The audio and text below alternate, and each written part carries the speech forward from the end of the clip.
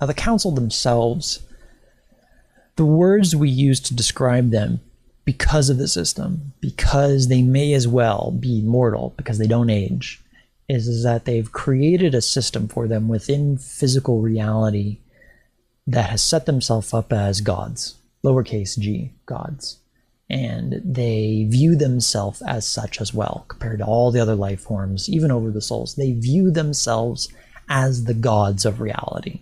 And that is what gives them the authority to do what they do, to increase expansion, that they have some sort of right to perpetuate their authority throughout the universe. The energy that is being funneled back to create the system is also being funneled back to them. And when we describe these beings, when we describe their nature, it's not very positive. We describe them as, simply put, evil. As that these things are very service to self. It's about their own conquest. It's about taking the energy that exists in the universe, accumulating it, and then absorbing it for their own desires and to serve their own purposes. It has nothing to do with serving a greater good. It has nothing to do with bringing harmony or peace to the universe. It has to do with conquest, war, and taking the spoils back to create a larger system of control, and they act as immortal gods to this system. Now, one final thing about when you remote view these specific entities is, and remember that these are organic life forms. So these were flesh and blood, just like you and I, but through their technology, whatever you want to call it, they created an environment for themselves that they are no longer biological. They may as well not be, because they exist in this timeless reality. With or without bodies, we're not sure. When we draw them, we describe them with eyes that are blazing white. When you remote view them, they do notice you actually looking at them, but it's rather irrelevant to them. In the session that I ran when I looked at these things, I was describing kind of the nature of this being. What can happen in remote viewing occasionally is you start in real time as you're remote viewing, describing the life form, noticing you. And so you're writing down information patterns of this thing, describing you, describing it. It's very, very strange. And so what happens when you look at these things with remote viewing, if that happens, is, well, at least for me, what occurred, it was like a gorilla noticing a gnat. It was very dismissive. It was like, little mind, I don't have time for this. Why would I even consider this little mind? I have much more important things, much more grand things to think about. And so it wasn't even really an interaction. It was just like a gorilla noticing a gnat and then ignoring it afterwards. And so it simply shows, I mean, either whether it's the level of ego or whether it's the level of, I mean, the truth to the situation, that these things operate in a place and on a plane of consciousness that so far surpasses where we are as humans on this physical plane. That's not even worth the time. Even think about us looking at them. That's not even a concern. But these are things that they used to be physical, they used to be organic beings, but through technology, through consciousness technology, they figured out a way to set themselves up to live forever, and so they don't die. And from that space, they have an outward expansion of conquest in the universe to perpetuate a system of control, to perpetuate a system of cages around planets that keep souls locked and trapped there, so that every time they die, they have to go back, and then there's a cutting off or a fracturing off of that soul that then is collected into like a bundle of twigs to feed the system, to power the operation. And so we're essentially, souls are being used as kindling, is being used as coal for this system. And that while there may be other reasons that the soul may decide to jump into this system, like maybe even willingly put themselves in this situation, it's not a the soul on this planet is not one that doesn't come without extreme dangers, because it seems that every time you die, you lose, there's a part of you that's lost and is fractured. And so reaching moksha is a very significant and important thing. Maybe the soul originally, I'm just speculating here at this point, your soul or my soul, we came here to learn something. But if you're stuck here for too long, is that you become so fractured that the ultimate end of that is something that's like a ghost. It's something that's used up. It's something that has lost its energetic potential. And so based off of some other work, which I'll be sharing in the future, I believe it's very important for people in their lifetime to be thinking about this type of thing, to be thinking about how do they attain moksha, how do they attain, first, is it in their highest good to do so right now is a very important aspect. Being able to have a dialogue with your higher self is very important to, is this the life where, attaining moksha or pursuing it is important. But I think that knowing that there is an outside group that, while they may not be in charge of this particular space, is there and waiting for people that figure out how to exit the body at the right angle, figure out how to avoid the specific snares that exist for souls as they exit the body. This will be a topic for another remote viewing video on YouTube, which I'll talk about. That there are those outside waiting, and they're there to drop a rope down into the cage to help you the rest of the way out, if you do the first part. So that's moksha. That's remote viewing work. That's describing the freedom from the cycle of reincarnation, contextual information about why it's occurring, how it's occurring, and who's doing this. And I think it gives a little bit of perspective that there's a much larger game that's being played here, and Earth is just one tiny part of it, and we're not the center of the universe. We're just one tiny aspect on a very large board that seems to go back and be funneling into a system of fight, if you will, on a cosmic scale of the fight between good and evil. And our pocket of the universe is one that appears to be controlled by the negative side. Its authority, it has its system, exerts power and control over this specific pocket in a way that keeps people entrapped here, enslaved here. And so these ideas that you may have read about in the past of Prison Planet seem to fit, is that it fits now the reasons for it don't seem to match up a lot of the other things that I've read about why this has occurred, or who's doing it. The remote viewing data very clearly kind of points to that idea that souls become entrapped here, and then they are harvested here again and again like bees for honey. And until the individual figures out how to escape the system, which the out-of-body experience, being able to determine where you exit from after death, is a key role. And then also overcoming the fear of exiting, it seems to be a key role. And then looking for that rope that's dropped down for you, and really using a discerning eye, I think, in that state of life after death, that soul state afterwards, seems to be important as well. Session, my work described a planetary system that's extremely crowded and jammed. Ghostly voices are flooding into this place, and it's incredibly harrowing for them. It's a bone-chilling experience. As a viewer, when I remote viewed this, I had descriptions that it made me upset in the session. It elicited contempt for what was going on at the site. But the activity at the site was this concept of a net that's been spun, and it's an operation of catch and release on a grand scale.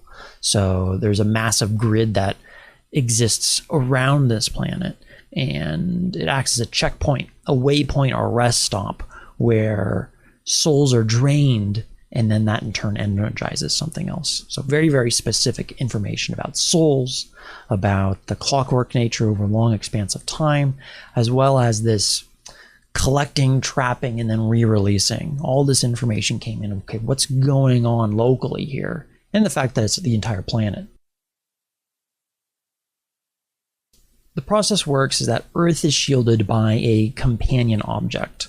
And we're not sure if this is a physical thing. I mean, we're dealing with a type, if this is a technology, it's a type of technology that's so far beyond what humans can even probably comprehend. It may as well be magic. I mean, it makes sense why one viewer probably uses this word, hocus pocus. It's so far beyond his own lexicon that it may as well be magic. So whether this is a physical object or not, we're really not entirely certain. It would make sense that it's not physical, but you can make a couple different, I suppose, educated guesses. Maybe it exists in a phased state, a different dimension, where this object is, this companion object that creates this net. We're really not quite sure, but it's most likely because we don't have the vocabulary or the comprehension to even understand how it exists in this state. So we're going to use words that we can understand, the mechanical aspect of it, the energetic aspect of it, the acting like a net, things like that. First viewer said it's a companion object to Earth. It's something that's powerful and magnetic, and it squeezes tightly around the globe. Another viewer describes it as a magnetic vice that is attached around a large place. It's a mechanical process that incorporates destructive chemicals, and an individual undergoes bombardment as they pass through this system. And the people that pass through, they feel lost. They don't have an understanding of what's going on, kind of associated with the losing of memories, would make sense. But they have this desire that seems to remain consistent through them, even though through this feeling of lost. More work describes that it's a little bit more specific. It actually gets the information point that these are souls that are being bent back towards the planet, and that the information, that the closest analogy was kind of like gravitational lensing, where if your soul is light, instead of kind of shooting off after you die off the planet, off to somewhere else in the universe, what's occurring is there's a artificial structure that is lensing or curving your light back down to Earth again. And then every time this occurs, it's constantly lensed or pulled back. It shows that this is an activity, is powering a massive rotating object that visually appears like an axle in space. It's fluctuating and absorbing energy that's created by this lensing effect. So the act of actually creating the lensing, of sending the light soul back to Earth, generates energy inside of this large structure. And it seems to be, there's chemicals that seem to be involved, at least that's our vocabulary to describe what's going on. Something's being bombarded, there's a destructive process, which I'll get into a little bit further in the work. But there's actually a fracturing that occurs to force this light, this soul, to kind of come back down to the planet again for a second, third, infinite amount of times. But ultimately that's powering something else. So the second contextual part of the information that is described is, well, what is being done to the reincarnating souls? There's a fracturing that is occurring. So the mind, the remote viewing data specifically stated that the mind and body of a person is splayed and fractured. It's rendering them very confused and upset about their predicament. Something is being extracted and taken from them without them being conscientious of the occurrence. The analogy that was used in the work is that of bees in a box, or like a harvest of honey from bees. And that there's a honeycombing, this is kind of the trapping within the mesh that's occurring, that's going on. And then there's a third party that comes in, extracts honey out of this box, this bee box, takes it for some other purpose, and then puts the bees back into the box. And that's a very close analogy that matches what is going on here with souls. Another viewer described it as harvesting. There's a harvest that occurs when a soul goes up and then is refracted back down. More of the remote viewing work describes that there is the whole circumstance itself is referred to as toxic. The number of souls, the amount of individuals that are reincarnating on this wheel, is that creates an instability that is required for this alchemical process. Is that without this volatile planet, without volatile souls, without creating this certain type of scenario where someone's taken and you're thrown back and you have no memory, it wouldn't produce what is desired by this third party. The crowded state of Earth and the number of souls here is required to create an optimal environment to extract what's desired. The confusion and anger caused by the confinement feeds into this process. And an aspect of the individual's mind or their soul, the intelligence itself, again, it's using our language, may not be literal, it may be more metaphorical, but is that the intelligence or the mind of the soul is being fed on by an external parasitic force.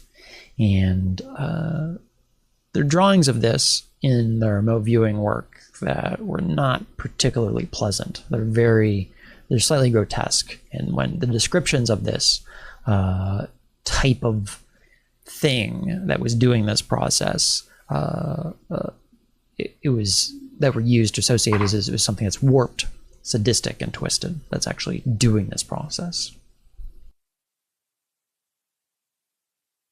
The third contextual information that was reached through this project is an answer to how did this come about, and how did this scenario even begin in the first place? How was it allowed? You think of if, say there are forces that are beyond the planet that have the ability to affect what's going on here. How could they have let this happen? How unjust is the universe, or is it all just unjust? And the information was in the remote viewing data that hinted at and described what actually occurred that allowed this to manifest.